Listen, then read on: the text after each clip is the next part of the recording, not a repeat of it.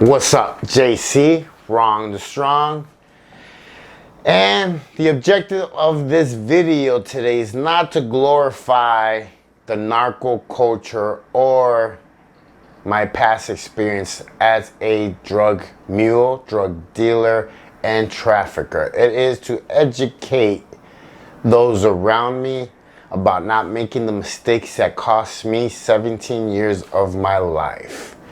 I wish to show viewers the environment that has become almost normal in today's society because of music, movies, and culture.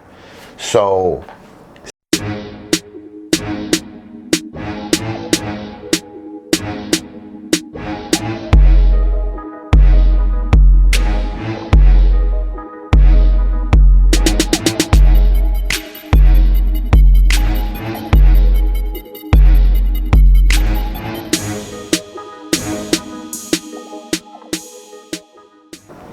so we're back.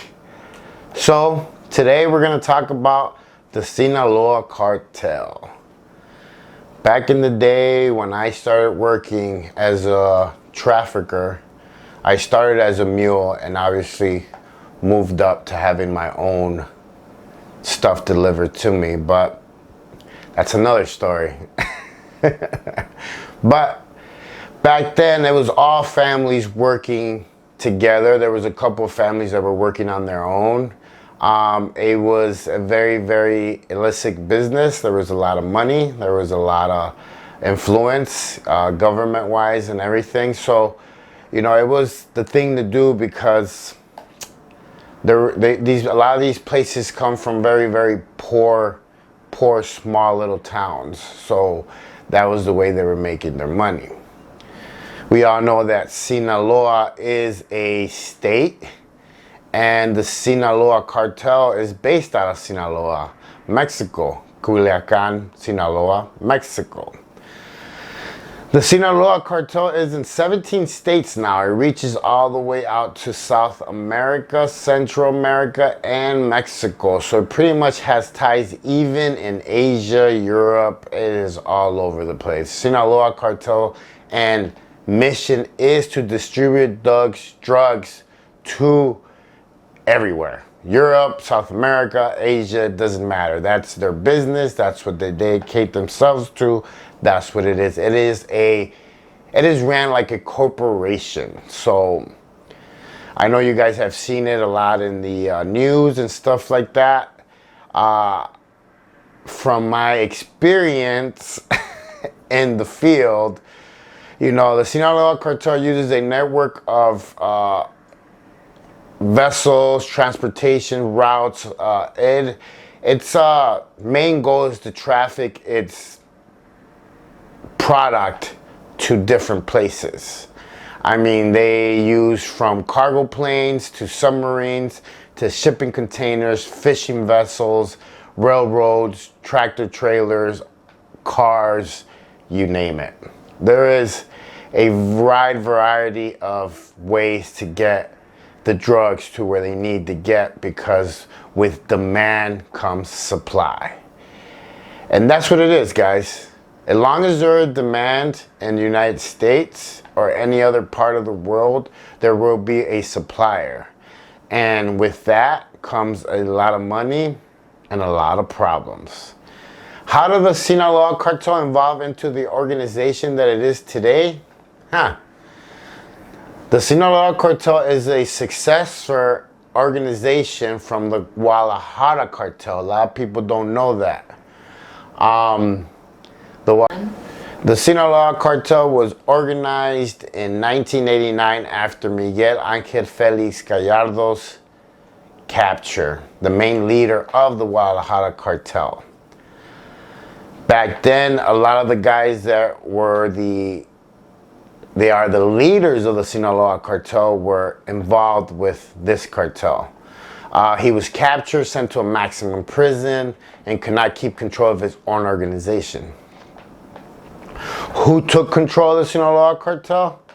Well, the main leaders of the Sinaloa cartel, if you guys know it, was El Chapo and El Mayo, and Adrian Gomez Gonzalez. After the apprehension of El Chapo, the activities of the cartel were under supervision of El Mayo and his son Vicente Zambada, who was later arrested in the by the Mexican army in 2009 and handed over to the U.S. All right, so let's step back a little bit, because it got really messy after, El Chapo's arrest, and he had already been captured in the past and got out. It was a little messy. So, who is Mayo Zambada, right? He's supposedly the new leader of the Sinaloa cartel, but he has never been to jail. We know that he was born in 1948 in Sinaloa. He started drug dealing at like age 16, and this is all information that I guess the DEA has provided. In the 80s and 90s, he was working for the cartel, Juarez cartel, and at the time was led by Amaro Carrillo. In 1997, after his death, El Chapo, El Mayo, and Azul decided to start their own organization, the Sinaloa Cartel. El Mayo actually has a $5 million bond on his head from United States. It's said that he has 10 children. One of his sons that we know what he looks like is actually Vicente Zambada, that is in federal custody right now. Witnesses that testified against El Chapo. So much for not snitching, right? Oh well. We have a picture of his son. We know what he looks like, but the reality is nobody really knows what Mayo looks like. I mean, if you see pictures of him and El Chapo, back to back, they almost look the same. If you ask me, it's almost like the same person. And in Mexico, let me tell you, I mean, even from, El Señor de los Cielos, when they broke into the hospital where he was getting his face redone and his fingerprints, redone and all that stuff, and supposedly he died on the operating table. These are people that have billions and billions of dollars. Do you not think they would not be able to just disappear? I think so. When you have the brains to be able to operate, beat the government, and pretty much be able to make billions and billions of dollars, I'm pretty sure you're a lot smarter than to just die on the operating table, or just be this person that's never been caught, never been seen, or none of that. So, that's what I mean. I used to fly in to Guadalajara and stay at the Holiday Inn across the street from the airport, and I wouldn't be able to say if I ever met Mayo, because nobody knows what he looks like. I mean, not even the government knows what he looks like. And I used to deliver money, and I'm pretty sure that I got to meet El Chapo on one of my trips. They're really, really big about coming in and getting their own money when it's a good amount of money. They want to see who's delivering it. So that's the thing, man. When I was working and doing this work, as you guys know in my past videos, Valerie, that was married to one of the twins, that was married to Cato, taught me the game when I was pretty young, and got me, I want to say, my first jobs of becoming a mule, and then moving up a little bit faster into the whole. It's a big difference between being a mule and then delivering money. There's a little bit more trust in you, and there's a little bit more of a bond with the people that you're working with, the family. So I make these videos, like I said, not to glorify what I did and the lifestyle. I make these videos so people can see that it's not all out what it's cut out to be. You guys watch the news.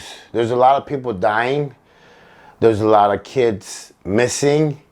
These organizations are recruiting gang members, taking them to Mexico, training them with military tactics, and they're becoming killers. Not to say that there wasn't killers back then. There's always been killers, but it's getting more and more out of hand just for the fact that there's a lot of money involved, and it's a $1 billion industry. So with that being said, make sure that you watch my next videos. If you haven't subscribed, please subscribe, hit the like button. Make sure that you check out my book on Amazon, Wrong to Strong, JC's Chronicles. Leave a message, give somebody a hug, don't judge nobody, and pull somebody up and stay in your lane. JC with Wrong to Strong.